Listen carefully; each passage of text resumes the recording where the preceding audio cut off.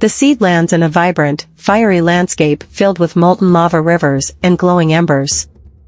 It interacts with fire sprites that dance around it, showcasing the beauty and danger of fire. Next, the seed floats into an underwater paradise, where it meets playful water nymphs and colorful marine life.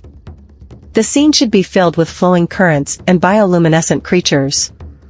The seed then sprouts into a lush forest, where it encounters wise old trees and various woodland creatures. This scene should emphasize growth and harmony with nature. Finally, the seed ascends into the clouds, where it transforms into a beautiful flower that releases more seeds into the wind, symbolizing new beginnings and the cycle of life.